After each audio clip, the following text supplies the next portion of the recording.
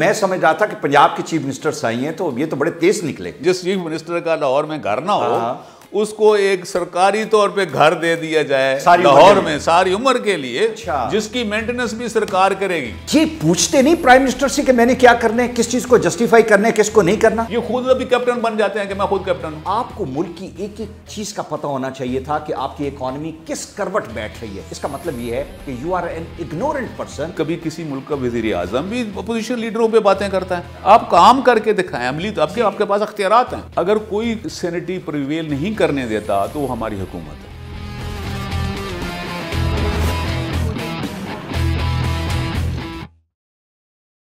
Shadow minister के साथ मैं हूं अलमास जुवेंदा। फवाद चौधरी साहब के सितारे बहुत गर्दिश में हैं, लेकिन सितारे तो गर्दिश में हैं, कोई पीर उनका मजबूत है, कहीं जा नहीं रहे। कल के दिन में और एक आध दिन पहले सूरत हाल ये थी कि कहा यह जाता था कि उनका रेजिग्नेशन आने वाला है, उनकी जगह पे नए इंफॉर्मेशन मिनिस्टर जो है वो आने वाले हैं। इन तमाम मामलात के पीछे एक बिल्डअप है। ये सब कुछ ओवरनाइट नहीं होता। ये ऐसा नहीं हो सकता कि एक दिन कुछ हुआ और उसकी वजह से फवाद चौधरी साहब, ऐसा नहीं है। फवाद चौधरी साहब ने जो पिछले 5-6 माह में किया, वो एक स्टेज ऐसी आती है कि जहां पे आप ये समझते हो कि no we can not continue with this. अगर ये आज तक ये फैसला नहीं हो सका या पेंडिंग में चला गया तो इसका मतलब ये नहीं कि ये उस लेवल तक नहीं पहुंचे जिसका नाम सैचुरेशन है। इसको डिटेल में डिस्कस करने के लिए हमारे shadow minister for information Iftikhar Hussain Shah साहब आज हमारे साथ हैं। शाह साहब, थैंक यू वेरी मच। आपके मिनिस्टर ऑफ इंफॉर्मेशन जाते आपको नजर आ रहे हैं? जाते तो जरूर नजर आ रहे हैं। ठीक है, आपने देखा कि पहले चौहान साहब तशरीफ ले गए हैं। मतलब एक रवायत बननी शुरू हो गई है। रवायत नहीं, मेरा ख्याल में कि इनका बोझ कुछ अरसे बाद इतना हो जाता है, ठीक है, कि कोशिश के बावजूद इमरान खान साहब से उठाया नहीं जाता। सही बात है। अब फवाद चौधरी साहब का देखें कि उनकी वो स्टेज, जैसे आपने कहा कि वो सैचुरेशन पॉइंट वो तकरीबन आ चुका है। ठीक है, वो आज गए या कल गए, कुछ अरसे के बाद he would go from the information. Sir मुझे एक बात ये समझाएं आप कि ये दोनों लीडर्स हैं, जो पंजाब का इंफॉर्मेशन मिनिस्टर है, जब सेंटर का इंफॉर्मेशन मिनिस्टर है, जब they are the spokesperson of the top leadership. Actually ये दोनों जो हैं, इनका इतना हैवी बैगेज जो डेवलप होता जाता है, सेन अप्रोच, इनका अपना जेन जो एक बैलेंस्ड अप्रोच रखने वाला हो, या इनको समझाने वाला कोई नहीं, या चॉइस इनका गलत था, इन दोनों में से कुछ एक तो होगा। जेहन में आता है कि हर आदमी ये सोचता है कि इन दोनों को, अब तो खैर चौहान साहब तो तशरीफ ले गए, ये फवाद चौधरी साहब का बहुत सारे लोगों के जहन में आता है। जब लोग इनकी मुख्तलिफ मौज़ूआत पे स्टेटमेंट सुनते हैं तो वो बड़े हैरान होते हैं कि ये इन्हें कौन लेके आया है, किसकी ये सिलेक्शन है। ठीक है, तो आपके मैं जहन में ये बिठाना चाहता हूँ कि ये बेसिकली सिलेक्शन है इमरान खान साहब की। ठीक है, लीडर ऑफ द पार्टी। बिल्कुल सही। गलत चुनाव हो गया इनका, इंतखाब ठीक नहीं हुआ। गलत नहीं चुनाव हुआ। अच्छा, बहुत गलत। मैं समझता हूँ कि ये खान साहब का चॉइस ही ऐसा है। अच्छा, खान साहब के पसंदीदा लोग यही हैं। हर कोई आदमी, एक फारसी का है कि कुनत जिन्स बाहम जिन्स परवास। तर्जुमा इसका बताए ना हमें। इसका यह है कि एक जैसे जो लोग होते हैं वही इकट्ठे चलते हैं रास्तों में। अच्छा, तो जैसे लोग, जैसे आप होते हैं वैसे दोस्त आपके नहीं। खान साहब लीडर हैं हमारे, ऐसे ना कहें ना। अच्छा, मुझे ये बताएं मुझे उनकी लीडरशिप। मैं बताऊं, अगर आप माइंड ना करें और उनके प्रस्तार माइंड ना करें। जी, देखें, अगर उनके लिए एक साईं का लफ्ज़ इस्तेमाल कर दिया, सिंधी साईं नहीं, वैसे जो हम पंजाबी साईं कहते हैं, दरवेश साईं, मासूम सा आदमी है खान साहब, बेसिकली मासूम आदमी। नहीं, ये तो ठीक है वैसे। अब मैं आपको थोड़ी सी मिसाल देता हूँ। जी। सारी कौम को मालूम है कि जब पैसा डीवैल्यू हुआ, गवर्नर स्टेट बैंक ने किया, तो खान साहब ने दूसरे दिन, उसी दिन जिस दिन ये न्यूज़ ब्रेक हुई टीवी पे, अखबारों में कि 8-9 रुपये डीवैल्यू रुपया हो गया है, तो खान साहब ने कहा कि मुझे तो आज पता चला है टीवी या न्यूज़पेपर्स के जरिए कि पैसा डीवैल्यू हो गया। मैं उनकी आप ठीक कह रहे हैं, उनकी मासूमियत है कि उन्हें पता था तो उन्हें ये बात नहीं कहनी चाहिए थी, और अगर नहीं पता था तो फिर भी उनकी मासूमियत उनके साथ ज्यादती। मैं करंट सूरत हाल जो जिसमें फवाद चौधरी साहब का रोल जो है वो बड़ा अजीब किस्म का, शेबी किस्म का था। वो ड्यूअल साइड पे खेल रहे थे। पंजाब के जब जो MPAs और जो मिनिस्टर्स हैं, इन्होंने एक बिल पास किया जिसमें इन्होंने ये कहा कि हमारी तनख्वाहें बढ़नी चाहिए, और वो विद इन 5 मिनट्स वो बिल भी पास हो गया। और चीफ मिनिस्टर साहब ने तो बड़े तरीके से उन्होंने कहा कि अच्छा मैं जब तक हूं, ठीक है, सारी उम्र के लिए मेरे पर्क्स और प्रिविलेजेस जो हैं, मुझे लाहौर में घर भी होना चाहिए, गाड़ी भी मिलनी चाहिए, प्रिंसिपल सेक्रेटरी भी हो। ये सब कुछ जब हो गया तो फवाद चौधरी साहब ने कहा कि ये तो बड़ा ज़रूरी था, होना चाहिए था, ना होता तो शायद आने वाली नस्लें जो है वो सियासतदान ना बनती। और ठीक कुछ देर बाद, घंटों बाद, जब प्राइम मिनिस्टर ने इस पर अपनी डिस्प्ले शो किया तो साथ ही उन्होंने दूसरा पासा पलटा और उन्होंने कहा नहीं नहीं ये तो गलत है, पंजाब गवर्नमेंट को प्राइम मिनिस्टर की ऑस्टेरिटी का पता नहीं और ये नहीं पता। ये पूछते नहीं प्राइम मिनिस्टर से कि मैंने क्या करना है, किस चीज़ को जस्टिफाई करना है, किसको नहीं करना। भाई इसी मौजू पे आप देख लें कि हर आदमी जो इस सोसाइटी में रहता है या अखबार पढ़ता है या टीवी देखता है, तकरीबन तमाम लोगों को मालूम था कि ये MP MNAs जो हैं अपनी तनख्वाहें बढ़ा रहे हैं, उनका बिल आ रहा है, ये बिल आ रहा है, ये प्रोसेस हो रहा था। ये अच्छा, तनख्वाहें कितनी बढ़ रही थी ये तो बताते जाएं ज़रा। तनख्वाहें तो मैं हैरान होता हूँ कि इस मुल्क में मैं समझता हूँ कि केयरलेसनेस जिसको कहते हैं ना, बेहिसी, वो बड़ी जिसको कहते हैं बेकरां है। उसको मैं आपको छोटी सी मिसाल देता हूँ, ठीक है, कि इन्हीं हमारे मौसूफ पंजाब के चीफ मिनिस्टर साहब ने चंद दिन पहले अनाउंस किया और बड़ा ये शो किया कि हमने तीर मारा है कि मजदूर की तनख्वाह 16,500 रुपये महीना हमने कर दी है, ठीक है, इससे लेस कोई मजदूर को तनख्वाह नहीं देगा। 16,500 रुपए, ठीक है, जिसमें 5 बच्चों के साथ एक मजदूर ने जिंदगी बसर और जिसमें उसका घर भी बेचारे का नहीं होगा, और ठीक है, और मजदूर के बच्चे ज्यादा होते हैं, और हमारे MP MNAs इन्होंने अपनी तनख्वाह गुना के हिसाब से परसेंटेज आप बता ही नहीं सकते। अच्छा, नहीं वो क्या परसेंटेज मुझसे तो कैलकुलेट, मसलन मैं आपको बताऊं कि चीफ मिनिस्टर की तनख्वाह 80,000 रुपए थी। अच्छा, अब कितनी हुई? अब वो तकरीबन 4.25 लाख रुपए तमाम। 4.25, अभी गवर्नर साहब ने साइन नहीं किया लेकिन 4.25। अच्छा, प्राइम मिनिस्टर की तनख्वाह कितनी है? कंपैरिजन करें, वो थोड़ी है, वो 1,97,000 है। जो मुल्क को हेड कर रहे हैं उसकी तनख्वाह चीफ मिनिस्टर से आधी है, उससे भी कम है। ठीक है, वो मौसूफ जो है साइंस साहब, जी, वो 2 लाख से नीचे लेते रहेंगे, उनके चीफ मिनिस्टर और MPAs उनसे तनख्वाह ज्यादा लेते रहे। अच्छा, मैं समझ रहा था कि पंजाब के चीफ मिनिस्टर साई हैं तो ये तो बड़े तेज निकले। नहीं, ये तो जो वसीम वाली बात है, ये तो यॉकर की है इन्होंने। ये वाह वाह वाह, ये कहां से साई हैं? किसने इनको कहा? ये तो बड़े तेज निकले। ना साई होते तो इन्होंने क्या शिक दाखिल कराई है, जरा वो बिल में शिक देखें। अच्छा, क्या थी?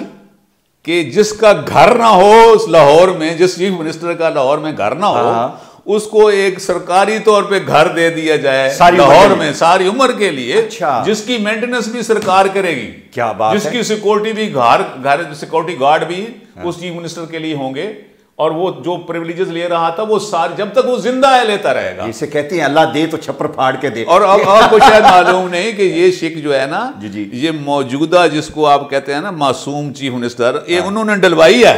बिल्कुल सही है। और डलवाने के बाद अप्रिशिएट भी, जब फाइनल ड्राफ्ट देखा तो अफसरान और मिनिस्टर को दाद दी है कि अब सही ड्राफ्ट बना है। अच्छा, जबरदस्त ड्राफ्ट बने, ठीक है, बिल्कुल माशाल्लाह, बिल्कुल वसीम अकरम साबित हो रहे हैं। अच्छा, मुझे ये बताएं कि ये जो सूरत हालात है, गवर्नमेंट में अगर कुछ किसी जगह पे कुछ गलती हो जाए, हमारे लीडर से कुछ गलती हो जाए, तो आपका स्पोक्स पर्सन उसको कवर करता है, उसको एक बेहतर तरीके से पेश करता है। ये उसकी खूबी और उसका हासिल होना चाहिए। हमारे ये जो हमारे मौसूफ जो फेडरल इंफॉर्मेशन मिनिस्टर हैं, ये तीली लगाने वाले हैं, आग को भड़काने वाले हैं। ऐसे इन्हें कब तक इस चीज़ का अंदाज़ा होगा? जब उतरेंगे तब अंदाज़ा होगा, या अभी ये मौजूदा हालात में ये जो अभी एक शौक था, एक मिसाइल चला कि ये उतर सकते हैं, कुछ समझ जाएंगे? You are talking of information minister. ये देखें ना अलमास साहब, जो इंसान का जेनेटिक मेकअप बन जाता है ना एक दफा, वो वही रहता है। अच्छा, वो चेंज नहीं होगा? हाँ, वो नहीं, वो जो जैसा बन गया, वो थोड़ी बहुत तो उसमें चेंजेस अमेंडमेंट्स हो सकते हैं, तरामीम। Old habits die hard. वो जैसा है, जो जैसा है वो है, ठीक है, क्या तब्दील होना है? कुछ भी नहीं तब्दील होना। लेकिन खान साहब की जैसे चीफ मिनिस्टर पंजाब, सबसे बड़ा सूबा जो कई ममालिक से बड़ा है, उसके लिए खान साहब ने तलाश की है अपना बुज़दार साहब, ठीक है, और अब बुज़दार साहब को भुगत रहे हैं, पूरी कौम रो रही है, चीख रही है। अभी तो बुजदार साहब ने जो यॉर्कर या बकौल आपके जो मारा है, ये जो सारी उम्र वाला और घर लाहौर वाला, ठीक है, अभी भी मेरे ख्याल में वो कोई पीर साहब हैं उसके अपने प्राइम मिनिस्टर के, या उन्होंने मना किया हुआ है कि इसको नहीं छेड़ना।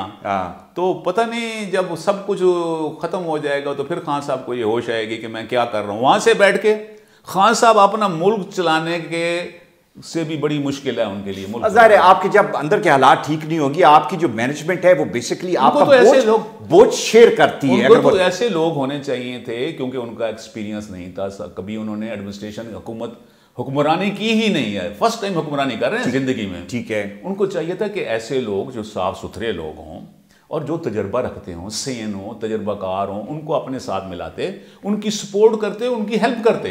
ये खुद अभी कैप्टन बन जाते हैं कि मैं खुद कैप्टन हूं। अच्छा, बिलावल भुट्टो साहब ने एक प्रेस कॉन्फ्रेंस की और उन्होंने कहा कि जी प्राइम मिनिस्टर की कैबिनेट में 3 लोग ऐसे हैं जिनका बैंड आउटफिट से ताल्लुक है, उनको निकाल देना चाहिए। आपके जो मिनिस्टर हैं, जिनके आप शेडो मिनिस्टर हैं, वो कहते हैं कि जी उनको क्या निकालना है, ये पीपल पार्टी वाले सारे जेल में जाने वाले हैं। फिर कोई उन्होंने पैसिफाई करने की कोशिश नहीं की इसको। कोई ज़रूरी होता है कि हर बात का जवाब दिया जाए? मैं तो कहता हूं कि जी अगर इनसे मेरी तो ये, मैं हैरान होता हूं, आप यकीन करें कि मैंने अपोजिशन रहनुमाओं की बातें सुनी हैं और गवर्नमेंट के जो वज़ीर हैं, वज़रा हैं, उनकी बातें भी सुनता रहता हूँ, टीवी पे भी, अखबारों में पढ़ता हूँ। मुझे तो अपोजिशन जो मशवरे देती है प्राइम मिनिस्टर, वो सही लगते हैं। ठीक है, मेरा दिल करता है कि प्राइम मिनिस्टर सिर्फ अपोजिशन लीडर्स को सुना करें टीवी पे और उनको गौर किया करें, अपनों से बचें। ये तो उनको जो मशवरे देते हैं इनसे तो उनकी जो, मुझे तो कभी कभी ये डर लगता है कि ये कैसे चल पाएगी हुकूमत। एक अभी तो 7 महीने हो गए हैं, ठीक है, अभी इनके जो है ना, जो एक चीफ मिनिस्टर पंजाब देख लें, इंफॉर्मेशन मिनिस्टर देख लें, एक और जिनकी तरह उंगली करते हुए डर लगता है वो फाइनेंस मिनिस्टर हैं असद उमर साहब। ठीक है, ठीक है, बिल्कुल सही।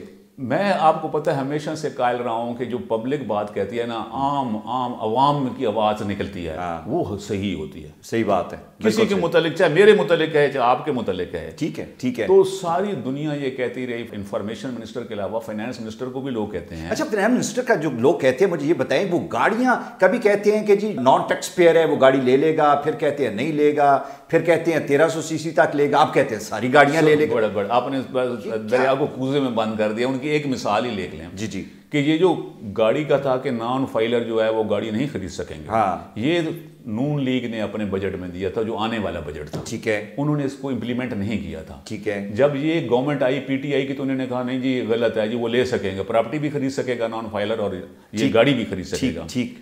चंद दिनों के बाद, मेरे ख्याल महीना भी नहीं गुजरा कि इन्होंने फिर रिवर्स कर लिया। यू टर्न जो है ना ये, बल्कि इससे मुझे एक बात जो है अब इंफॉर्मेशन मिनिस्टर की यू टर्न वाली भी याद आ गई है। जी जी, तो वो पहले इसको मैं खत्म करूँ फिर यू टर्न पे आता हूँ। फिर इन्होंने यू टर्न लिया कि नहीं जी वही ठीक था जो पहले बजट था, कि नहीं खरीद सकते। ठीक है, खत्म हो गए, नहीं खरीद सकते जी, 1300 सीसी का कुछ भी नहीं खरीद सकते। लोग अवाम चीख रहे थे कि भाई नॉन फाइलर फैक्ट्रीज बंद हो रही थी, जो ऑथोराइज डीलर बैठे थे वो रो रहे थे, जो लोग वेंडर काम करते थे, वो पूरी इकॉनमी पे बड़ा बुरा असर पड़ रहा था। इनको ख्याल आया, इन्होंने कहा नहीं जी 1300 सीसी तक खरीद सकते हैं, जो फाइनेंस मिनिस्टर ने कहा।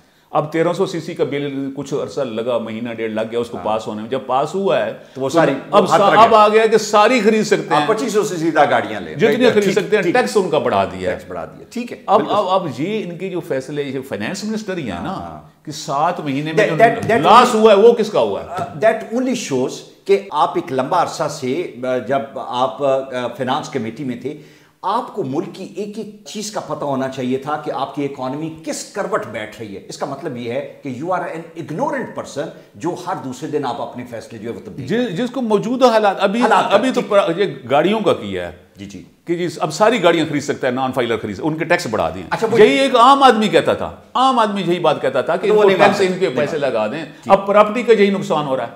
आप जब तक नहीं करेंगे उस सेक्टर में इन्वेस्टमेंट नहीं आएगी और बाइंग सेल भी नहीं होगी। यू टर्न की मिसाल बड़ी खूबसूरत जी जी, कि जब बिलावल साहब मिलने गए नवाज शरीफ साहब को, जी जी, तो फवाद चौधरी साहब ने फरमाया कि ये इस सदी का सबसे बड़ा यू टर्न है।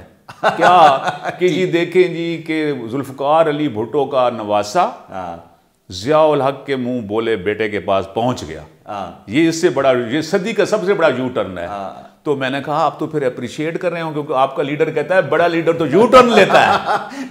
बेसिकली आप उस फिलॉसफी को आप इंडोर्स कर रहे हैं कि बड़ा लीडर तो वो बड़ा लीडर, बिलावल को बना दिया बड़ा leader. It's very unfortunate. Sir मैं एक चीज जो आपसे मैं जानना चाह रहा हूं कि अंडर दीज सर्कमस्टांसेस हम एक बड़े टर्बुलेंट फेज से गुजरे हैं, जहां पे हमारा इंडिया के साथ रीसेंट क्लैश था।